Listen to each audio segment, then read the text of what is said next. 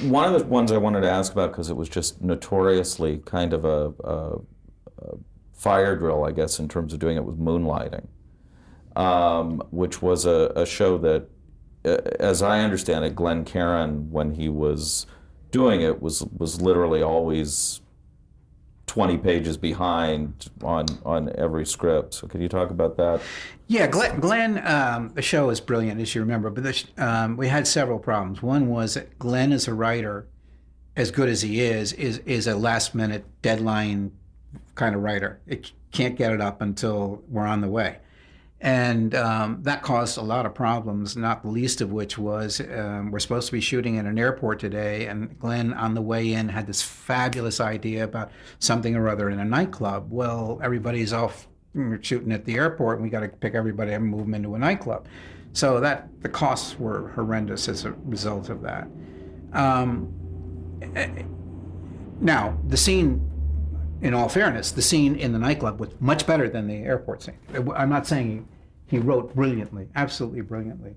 The other problem, but I'll give you a story connected to that. I'm in my office one day, it's Tuesday night, we're on that night with Moonlighting, we're doing an original, and I get a phone call from Glenn about 3:30, and he says, in his very quiet way, "Brandon, it's Glenn, and I wonder if I could come over and see you for a few minutes." And I said, "Yeah, Glenn, I'm a little busy, but maybe tomorrow." He said, "No, I'm night now would be good."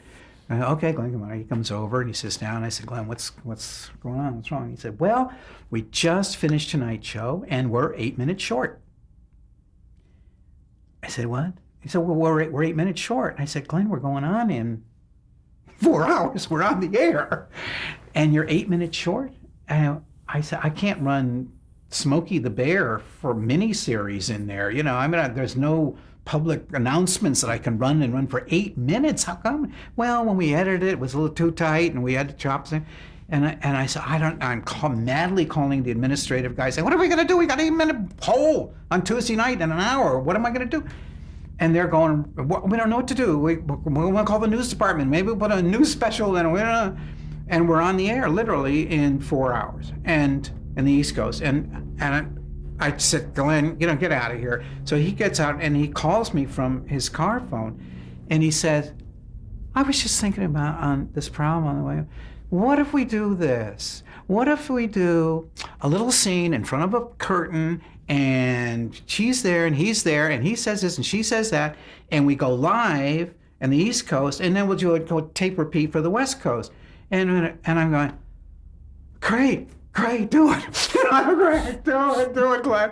And we go on that night live in the East Coast, and I see the thing, and it's Maddie, and I can't remember his character, and they're doing a little repertoire thing, and it is fabulous. It is as if he had thought of this 2 years ago. It is brilliant. It is connected to what's just happened. The fact they're sitting in front of a screen, a curtain, all works and within the context of what they're talking about. It's brilliant. So that was Happy Days with Glenn. And then you wonder why I stopped hearing. And it was difficult. We also had another difficulty, which was our two stars didn't talk to each other.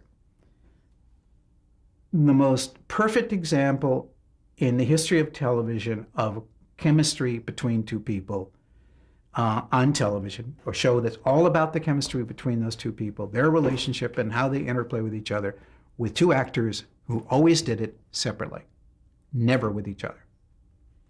We go shoot Sybil, we go to. Finally, in that scene, we come together, and we find they're going to come together and they're going to make love. And they come and they make love, she makes love, and he makes love. And we edit together. The entire last year, I don't think they were in one scene together. Was that from the beginning? No. It happened once he grew started in rancor over the course of the event. And then we got to so much drama towards the end, and Sybil said, "I will not come back if Glenn Caron's going to come back." And we just had walkouts. It was endless drama. It's what happens when a show A becomes a hit, and B, it involves too few people at its nucleus. This often happens in single lead shows. we're the single lead on the Star, and he takes over the writing, he takes over the producing, he takes over everything, and the show gets canceled. That's what happened in Moonlighting. It was just the circle of the talent, dependent talent, was only 3 people. And if one of those 3 had a problem, the whole thing kind of fell apart, which is what it did. But while it was on the air, it was wonderful. Well, so speaking of potentially difficult stars, Roseanne. Yes. Not, I assume, difficult when, I mean, she was a stand-up comic with some profile, but not Yes. a huge profile when you found her. Very little huge. Very little huge, not much huge. Yeah. Did you foresee, I mean, obviously you saw something in her that you thought was relatable that you could adapt into the I thought show. she was great, yeah. No question. And she had been turned down by NBC, Brandon, and I saw, she was in an HBO special, and Marcy and Tom showed me the tape. And there was something about this lady, there were 2 things about this lady. One was that she captured something that was going on in the country, which was women's confusion and attendant anger about their role in families and children in the household. Expected to be super moms, and with that came anger, and with it came frustration, and the husband sitting on the couch doing nothing. That's what Roseanne was about. She, and how you juggle it and how you make that work as a woman. And Roseanne, that was part of her act, but in her act was that combination of some anger, but also enormous twinkle in her eye, just a great twinkle. I mean, she knew what it was about, and that's why we went. We waited for John Goodman for 6 months, because John Goodman was going to be the perfect husband. There was no other person we ever considered, and we waited for John. So the show didn't go on the air and didn't go on the air. And then when we started shooting the show, before we were on the air, it had even gone on the air, we started having problems with Roseanne. Roseanne was not coming out of the dressing room. Roseanne didn't write the script. Roseanne didn't, whatever the Roseanne problem was. And we haven't gone on the air yet. We're not even, nobody's seen her. And we have problems with her. Now, this is going to be the longest year of my life. But I did something that one should do, if you had my job. Every star will try to get to the head of the entertainment division, to line up, get leverage, get power, get things done. And what I did was to say to Roseanne or Roseanne's people, talk to Tom and Marcy. They are your producers. They are in charge of your show. If you have problems about the writing, problem about the dressing room, problem about your hair, problems about your dog, talk to Tom and Marcy. That's your producers. So I pushed it and pushed it and pushed it back. And Tom and Marcy were fine with it, and they said, that's the way to do it. We love the support. You give us the support on that, it'll work. And we won't allow any end runs. And it worked out fine. But when I left, it ended up with ABC executives having meetings with Tom and Roseanne in their bedroom while they were lying in bed. And the ABC executives were at the foot of the bed taking notes. Good time to go. That was Roseanne. Did you enjoy the scheduling? The checkerboard, playing with the squares, and not much. I enjoyed the upfront when we did the initial schedule, and one of the biggest battles of my life, which ended up being in a book, and in Ken Oletta's book, which was the battle with Brune Arledge over Dolly Parton and moving 2020, and that took several years off my life too. That was hard. Well, you made a 44-episode commitment to Dolly Parton. We made a big commitment to her, partially because she was going on CBS, and she had a deal with CBS, and she was going to be placed after 60 Minutes, 8 o'clock. And 60 Minutes in a Dolly Parton is heaven on earth, and we were going to be killed on Sunday night if that happened. So I worked and slaved and did and fought and blah, blah, blah with Sandy Gallen, and got her to come not to CBS but to ABC, and CBS had guaranteed her that time period.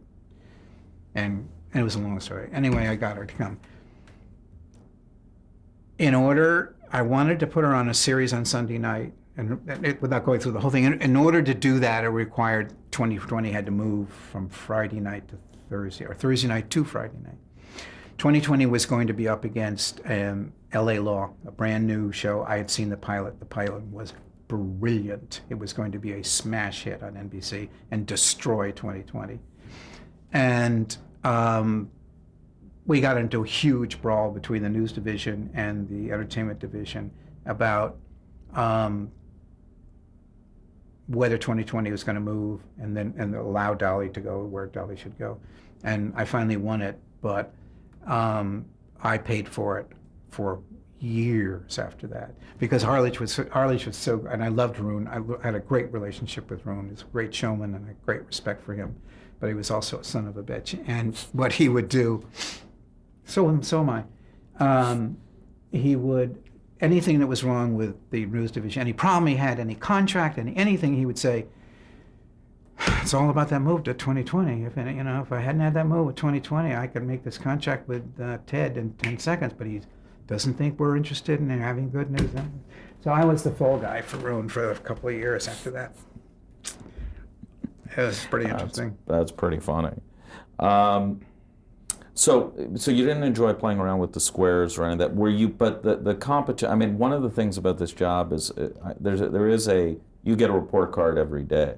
With the movie division, day. You get it when you have a movie on. You get it every single when day. You're running the entertainment division, it's every day, all night. 365 days a year, yeah.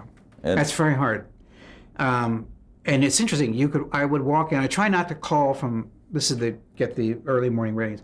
I would try not to call from home, and I would wait to walk in. But then that wasn't so good either. I'd walk in and I would go past a row of assistants. And I knew by the time I passed the row of assistants how good the ratings were that were going to be sitting on my desk. Because if it's all, hey, Brandon, hi, how are you? Nice to see you, that meant we did well. If it was not one head is off and they're stuck in like typing matter, that meant, oh my God, we were a disaster last night. We died last night. Oh God. So I kind of knew by the time I hit the desk how bad it was going to be. So when you started to think about leaving the division, you left to go to ABC Productions. Yeah. Was that something that you had been talking to them about for a while, or was that your choice at that time? No, it was not my choice. It was their choice. Quote said, "We're going to change pitchers," which was an interesting little baseball thing, and it was not my choice. And I was shocked. I was upset, and I. That was difficult. It was a difficult time, and because I didn't know why, because we actually had gone from third place to second place, and we were actually doing better. In retrospect, thinking about it, I understand now why that occurred, and it was really a change in it was a management style kind of thing. I had been taught at ABC, old ABC, that your job is to solve problems before they get to your boss. Not take problems to your boss, but solve the problem for it. So your boss doesn't have a problem coming from you. And I use that same style with Cap Cities. That's not the way they worked. So they felt in many ways, and I think they were right from their point of view, that my communication up to them was not as thorough as they needed or wanted. In fact, one of them, somebody said to Tom and Dan, we thought you bought ABC, and that included the West Coast. And so I think that had a lot to do with it, because my relationships with them were terrific, and the ratings were good. We're doing fine, but I think the management thing was a problem. On the other hand, I've been touting ABC Productions a lot as an idea, as a concept. I'm trying to hire people for it, and because I really thought it was going to happen. It was where television was going to go, and finally, the production side for a network is going to end up making more money than the network did, which is pretty much this situation right now. Mm-hmm. And it would be fun to be part of something new. So it wasn't all end of the world for me, and it also released me from a job that I really didn't like. I was going to ask because the business was changing then, Rapidly. which was this idea of the networks and studios Producers. becoming one, and the Yes. networks being producers. Yeah. So ABC Productions was really a little groundbreaking in that regard, that you produced for the other networks. That's correct. It's the first time. Yeah, first time ever, and that was fun. It was interesting. The challenge of it was interesting, and we were reasonably successful. We weren't great, but we were reasonably successful, but we were certainly successful in setting some precedents that to this day are still there, because other networks are on other networks all the time now, and but we were the first ones to ever do it, and we did it with Fox, and we did it with CBS. We sold shows to both of those networks, and that was fun. That was so new and different and kind of challenging. It was good. When you left ABC Productions, Yes. Was the idea? Did you feel that you wanted to just be an independent producer and sort of dabble in it, or what was the thought at that point? The thought was really to get out. I mean, I really had it. It's been 25 years, and I thought I can't get any shorter. There's not much of me left now, so I think I better get out of here. And I had never been on the movie producing side. I'd always been beating up producers, and so that had some interest to me. But I think it was mostly about getting out. You know, I'd really done it and had it, and the business was changing enormously under my feet, and I didn't necessarily like where I was going. I didn't have. I wasn't really able to be making the kinds of shows that interested me as much as I could before at the network. And I know when you're at ABC Production, you got to make whatever you can, sell whatever you can, because it doesn't make any difference what it is, just sell the damn thing. And that's not me. It's never been a strength for me. So it was time. It was 5 years or something like that. You hung up your own Ancient Mariner films. Yeah. And you've done a couple of projects. Yeah, we did a couple. Since. Yeah. Is it something that's active now? No, it's not. It's not. It came. Not enough projects around that are really good, and no place to sell them, you know. And it's just, I hate to say that, but it's really true. And I got to a point in my life where also sitting in some muddy hole, raining in Calgary at 4 o'clock in the morning and worrying about whether the director is going to make the scene work or not just became less inviting, as you can imagine. And I started teaching, and I really, really love the teaching, and I've been teaching for 6 years now.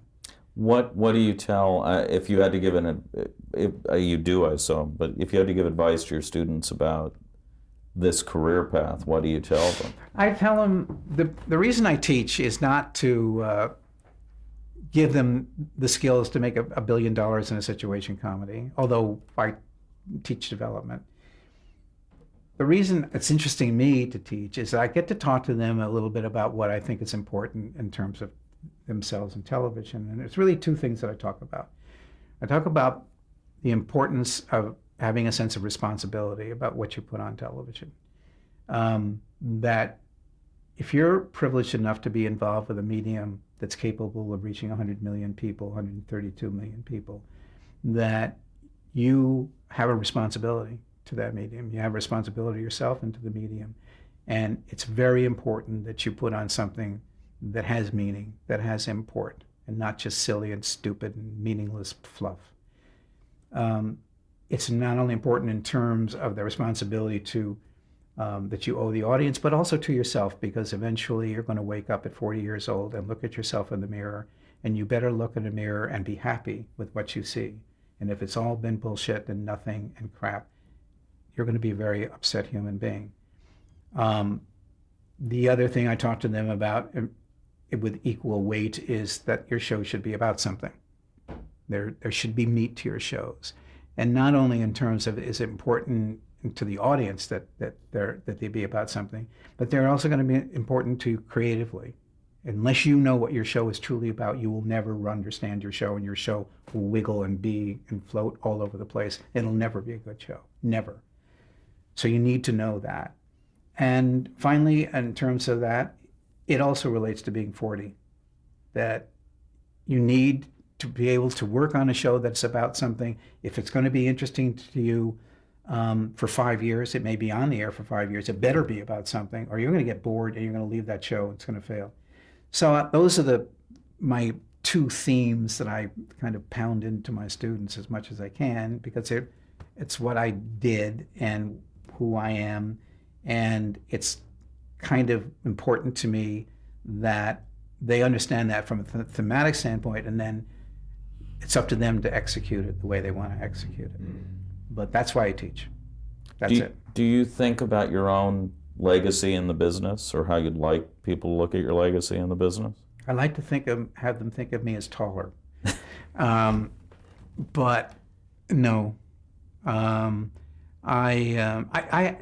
I was so fortunate. I had the greatest ride in the world. I got to do some shows I never, ever, ever thought I would be able to do. Never to get on the air, never to be as successful as they were. There are shows that I'm intensely proud of, most of them. There are a lot I am not. There have been huge disappointments, some of which we talked about. But on the whole, and if I list out my biography and the things that we were responsible for on the air, I'm pleased. I can look at that mirror and say, it's okay, you did okay. And it's interesting. It comes a lot from my father. My interest in most of the shows that I deal with deal with freedom, the theme of freedom. America does, and Winds of War, almost all of them. Masada does. And it really comes from my father. When I was at Yale, my father was made to be forced to be on a legal case defending communists, alleged communists, against the Smith Act. He was appointed, and he took this job even though he probably shouldn't have. And certainly, he knew he was going to lose all his clients, which he did, his regular clients. And he probably could have gotten off for health reasons, which he didn't bug. He stood up and he did it. He was on this trial for 9 months. It almost killed him. He left. All his clients left him. And he got these 7 communists off. And I was at Yale at the time, and I went down one day. It was in New Haven, where Yale is. And I went down one afternoon into this trial room to see my dad. And I saw him in the midst of this trial doing what he could for these poor, benighted people, which they were. And it had a profound effect on me. And it really affected everything that I put on the air. That's really where it came from. Well, I'm tempted to end it there, but I have one more question, which is just, you mentioned Masada as being the favorite of the miniseries you worked on. Yeah. Was there a favorite movie and a favorite series? Favorite movie probably was, there was a lot of movies. There were a lot of really good movies, but probably Friendly Fire. Friendly Fire was an extraordinary event for me, and I think I really want a fine television movie about a very, very important subject, also controversial as well. And it was also extremely important to me because the book was written by one of my closest friends at Yale. And so we worked together on that film, sometimes good, sometimes bad.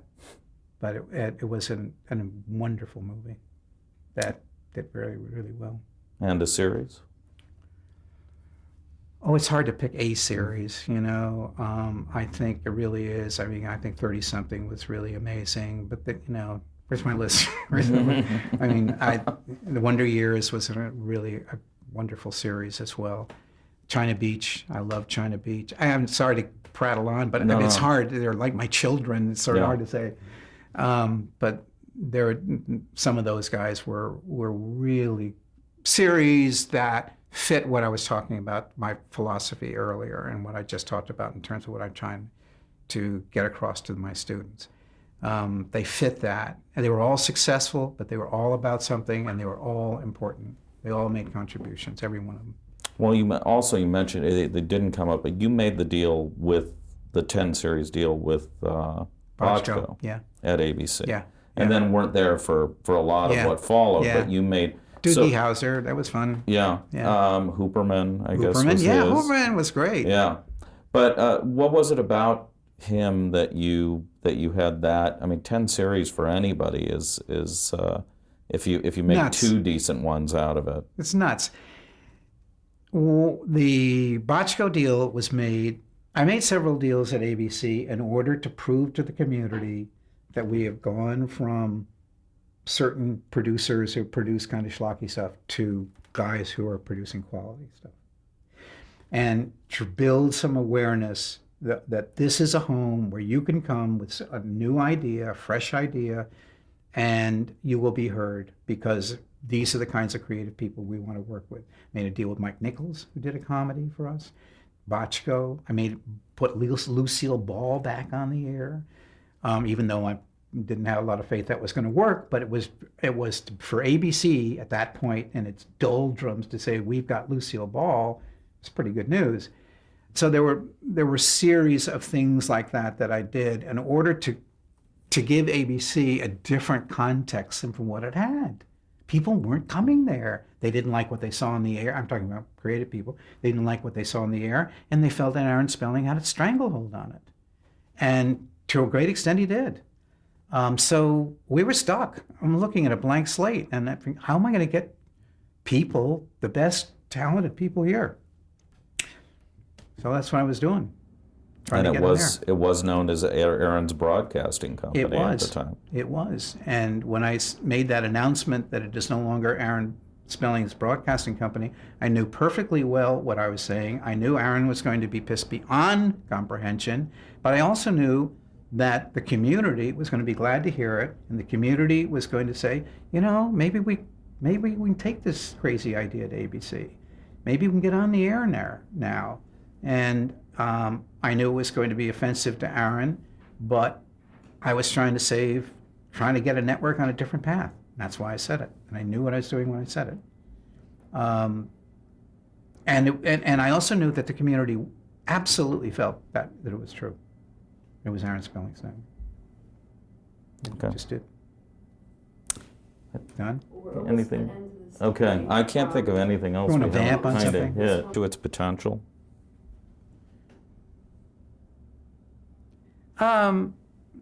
Yes and no. I don't think that TV is able and capable of putting on some of the things, Roots or The Day After or Winds of War again. I don't think that's going to happen.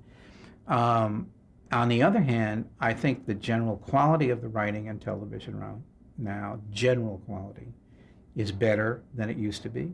I think that Without a Trace is better than T.J. Hooker. Cop shows are cop shows, but they're smarter, they're better. Doctor shows are doctor shows, but they're smarter and they're better, I think, than Marcus Welby. And and certainly in cable, there are shows that are really interesting and different and fresh, and and there's audiences for small, different, fresh ideas. That's an improvement. Mm-hmm. That's an improvement from what it once was. So I don't know how that balances out. I don't know what you think, Brian, but I don't know how that would hit the bottom line. Well, and it's the business. Just as a business, it seems like the business has changed. Oh, enormously. Yeah. But it's hard for me to judge the business part of it because I'm really not involved with it. But I can only judge it on the basis of the product. And what does the product look like? And is it better? Is it more interesting? Is it fresh or not? Or is it boring, crappy, car chase, sucks stuff? And I think it's better. It's not perfect. It's not Tess of the D'Urbervilles, but it's better than some of the stuff we used to have on the air, I think. Okay. Thank you so You're much, perfect. both You're of welcome. you, for your No, time. you're welcome.